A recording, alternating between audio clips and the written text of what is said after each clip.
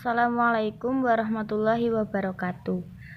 Perkenalkan, kami dari kelompok 11. Saya Evi Lutfiana Muthaharoh, NPM 1702103072, dan rekan saya yang bernama Octavianus Baju, NPM 1902103041P. Kami akan mempresentasikan tentang teori kepribadian dalam paradigma behaviorisme. Burrhus Frederick Skinner, 1904 sampai 1990. Selamat menyaksikan. Pertama, psikologi behaviorisme Burrhus Frederick Skinner dari tahun 1904 sampai tahun 1990. Skinner sebagai pelopor behaviorisme menolak semua teori kepribadian. Menurutnya, psikologi belum siap atau belum memiliki data faktual yang cukup untuk membangun teori kepribadian yang mencakup segala hal. Dia tidak membahas topik kepribadian secara khusus, kecuali sekedar menjadikan sebagai label dari aspek tingkah laku tertentu. Skinner berbeda dengan pakar kepribadian dalam 3 hal. Yang pertama, Skinner menolak analisis kehidupan internal semacam insting, motif, drive, aktualisasi diri, superioritas keamanan, dan secara ekstrim berpendapat psikologi harus membatasi diri hanya menangani data yang dapat diobservasi. Satu-satunya aspek yang nyata dan relevan dengan psikologi adalah tingkah laku yang teramati, dan satu-satunya cara mengontrol dan meramalkan tingkah laku itu adalah mengkaitkannya dengan kejadian yang mengawali tingkah laku yang ada di lingkungan. Bukan berarti kekuatan kehidupan internal itu tidak ada. Hal itu harus diamati secara objektif agar bernilai ilmiah. Yang kedua, Skinner tidak tertarik terhadap perbedaan individu seperti trait, lifestyle, ego, dan self. Menurutnya, ilmu psikologi harus menemukan hukum umum dari tingkah laku hubungan empirik antara stimulus dengan responnya. Perbedaan tingkah laku orang semua disebabkan oleh perbedaan event yang menyebabkan. Pandangan Skinner termasuk memotetik dalam usaha dalam menemukan hukum yang berlaku umum. Namun, metode untuk mencapai bersifat ideografik karena Skinner cenderung meneliti tingkah laku satu organisme secara teliti untuk kemudian dilakukan generalisasi bukan mencari rata-rata dari jumlah objek penelitian. Yang ketiga, pakar psikologi kepribadian mengembangkan teori berdasarkan analisis terhadap orang abnormal, yaitu Freud dan kawan-kawannya, atau terhadap orang normal, yaitu Rogers, atau terhadap orang supernormal, yaitu Maslow. Sedangkan Skinner memakai binatang seperti tikus dan merpati sebagai objek amatannya. Menurutnya, binatang dan manusia dalam merespon stimulus berbeda dalam tingkah laku kompleksitasnya, tetapi proses berdasarkan secara umum sama. Meneliti binatang menjadi menguntungkan karena lebih sederhana. Kontrol variabel eksperimen dapat dilakukan dalam jangka waktu eksperimen lebih awal. Yang pertama, asumsi dasar. Skinner bekerja dengan 3 asumsi dasar, di mana asumsi-asumsi pertama dan kedua pada dasarnya menjadi asumsi psikologi pada umumnya, bahkan menjadi merupakan asumsi semua pendekatan ilmiah. Yang pertama, tingkah laku atau mengikuti hukum tertentu. Ilmu adalah usaha untuk menentukan keteraturan, menunjukkan bahwa peristiwa tertentu berhubungan secara teratur dengan peristiwa lain. Yang kedua, tingkah laku dapat diramalkan atau ilmu bukan hanya menjelaskan tetapi juga meramalkan, bukan hanya menangani peristiwa masa lalu tetapi juga masa yang akan datang. Teori yang berdaya guna adalah yang memungkinkan dapat dilakukannya prediksi mengenai tingkah laku yang akan datang dan menguji prediksi itu. Yang ketiga, tingkah laku dapat dikontrol. Ilmu dapat melakukan antisipasi dan menentukan atau membentuk sedikit demi sedikit tingkah laku seseorang.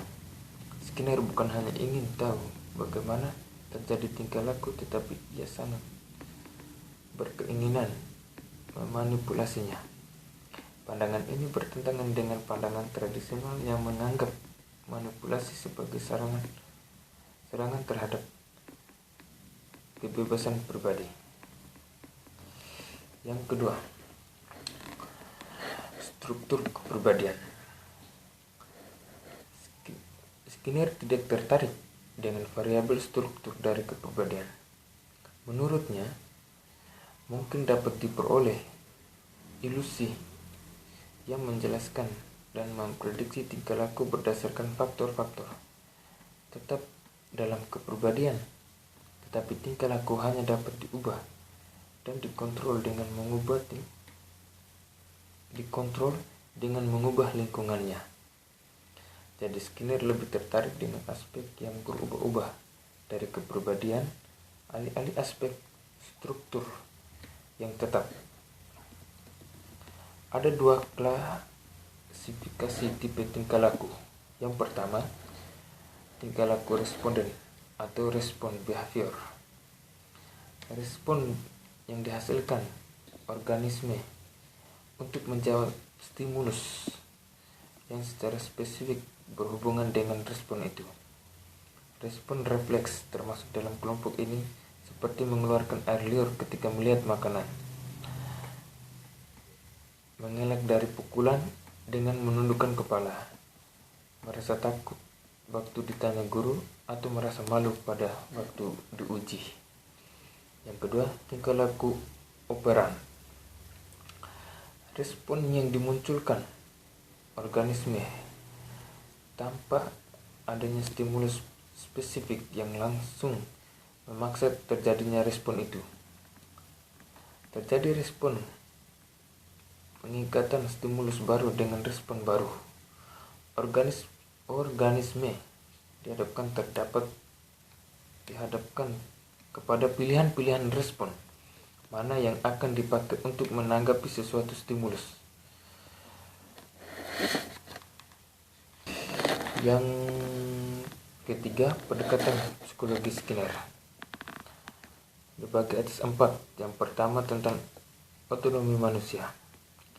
Skinner menolak seluruh pengaruh tingkah laku yang berdasarkan pada keberadaan agen, hipotesis yang terdapat, dan menentukan diri manusia seperti sel, ego, dan sebagainya. Menurut Skinner, mekanisme mentalistik dan intrasikis atau sumber pada pemikiran animisme. Yang kedua, penolakan atas penguraian fisiologis atau genetik. Skinner tidak percaya bahwa jawaban akhir dari pertanyaan-pertanyaan psikologi akan bisa menentukan dalam laboratorium ahli fisiologi. Penolakan Skinner atas penguraian atau konsepsi fisiologis genetik dari tingkah laku itu sebagian besar berlandaskan alasan bahwa penguraian semacam itu tidak memungkinkan kontrol tingkah laku. Yang ketiga, psikologi sebagai ilmu pengetahuan tingkah laku. Skinner beranggapan bahwa seluruh tingkah laku ditentukan oleh aturan-aturan bisa diramalkan dan bisa dibawakan ke dalam kontrol lingkungan atau bisa dikendalikan. Yang keempat, kepribadian menurut perspektif behaviorisme. Menurut Skinner, individu adalah organisme yang memperoleh perbendaharaan tingkah lakunya melalui belajar. Dia bukanlah agen penyebab tingkah laku, melainkan tempat kedudukan atau suatu poin di mana faktor-faktor lingkungan dan bawaan yang khas secara bersama menghasilkan akibat atau tingkah laku yang khas pula pada individu tersebut. Baik, sekian dari saya. Saya berikan kesempatan kepada teman saya Evi untuk menjelaskan beberapa poin ke depannya. Sekian dari saya. Nah, selanjutnya saya Evi Lutfiana Mutahara, NPM 1702 103072. Selanjutnya saya akan menjelaskan tentang dinamika kepribadian. Dalam dinamika kepribadian ini terdapat beberapa bagian. Yang pertama, kepribadian dan belajar. Hakikat teori Skinner adalah teori belajar. Bagaimana individu menjadi memiliki tingkah laku baru, menjadi lebih terampil, menjadi lebih tahu. Dia yakin bahwa kepribadian dapat dipahami dengan mempertimbangkan tingkah laku dalam hubungannya yang terus-menerus dengan lingkungannya. Cara yang paling efektif untuk mengubah bahwa mengontrol tingkah laku adalah dengan melakukan penguatan atau reinforcement, suatu strategi kegiatan yang membuat tingkah laku tertentu berpeluang untuk terjadi atau sebaliknya, atau berpeluang tidak terjadi pada masa yang akan datang. Konsep dasarnya sangat sederhana, yakni semua tingkah laku dapat dikontrol.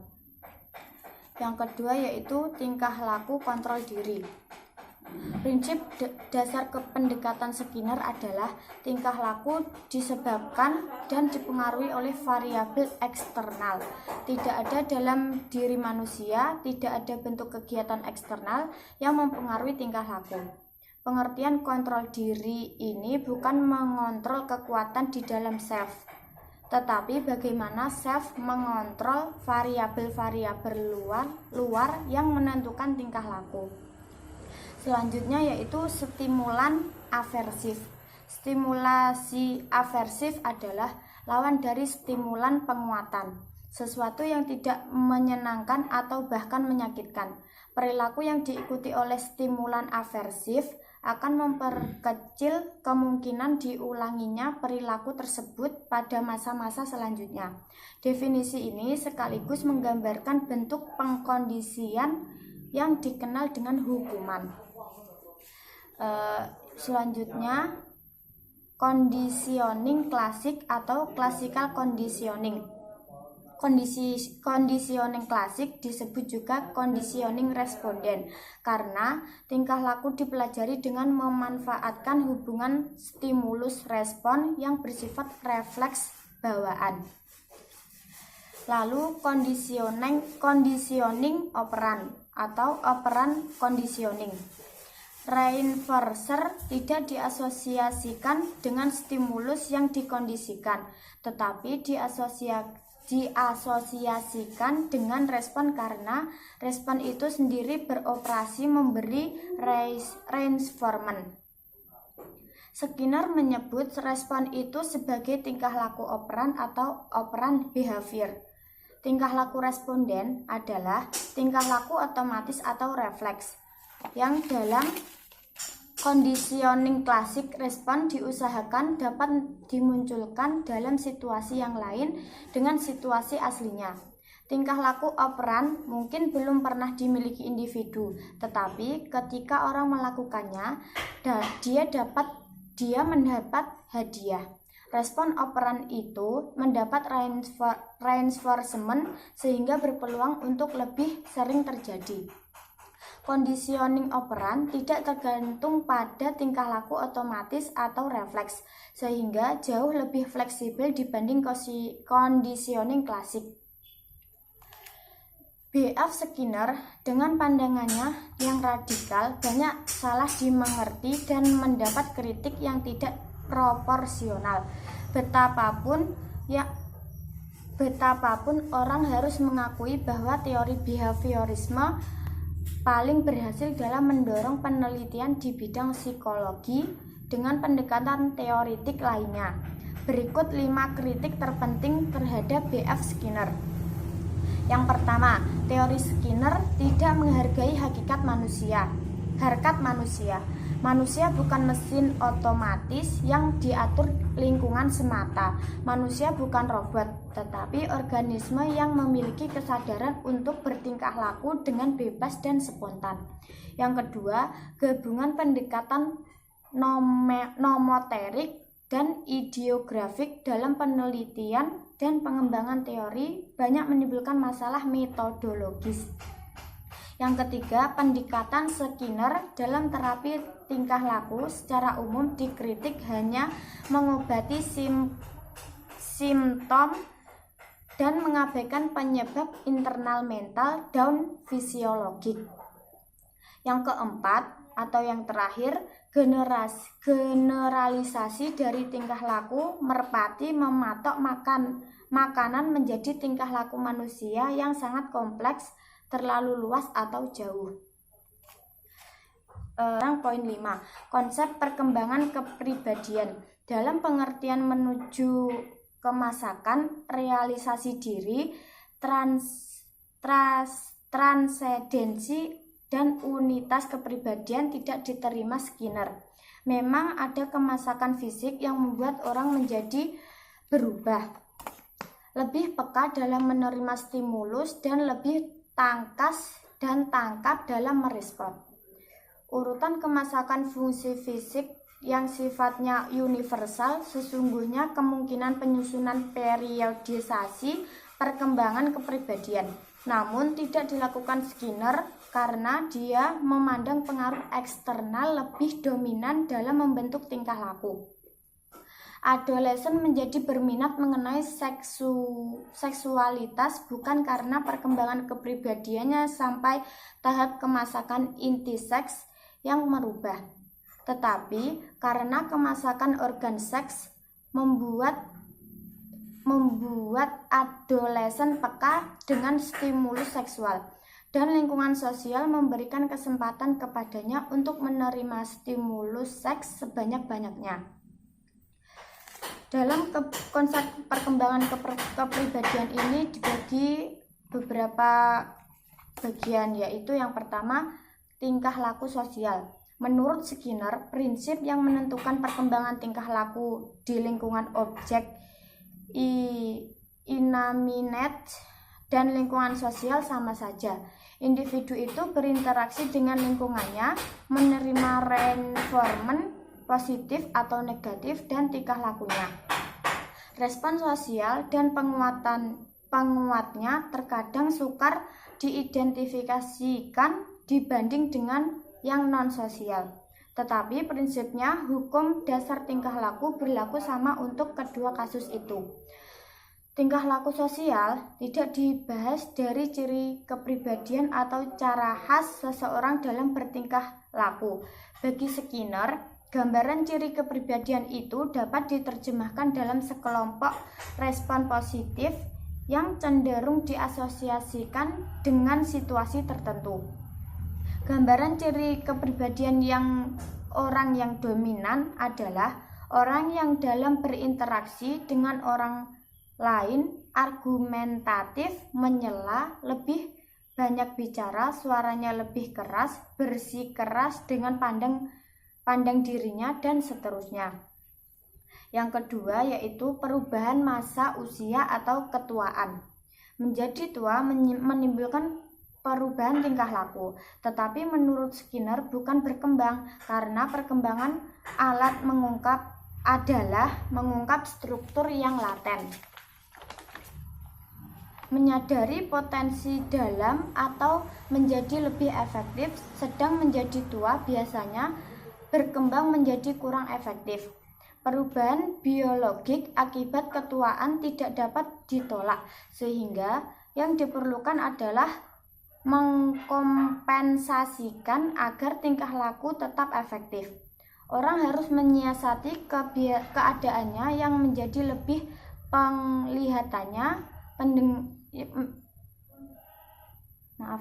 Orang harus menyiasati keadaannya yang menjadi lemah penglihatannya, pendengarannya, ingatannya, dan kreativitasnya, dan mengatur tingkah laku lebih efisien. Menurut Skinner, usia tua bukan kekurangan motivasi, tetapi kekurangan performance karena lingkungan yang berubah. Baiklah, mungkin itu saja yang dapat saya sampaikan. Kurang lebihnya saya dan rekan saya, jika ada kesalahan perkataan atau perbuatan, saya mohon maaf. Wassalamualaikum warahmatullahi wabarakatuh.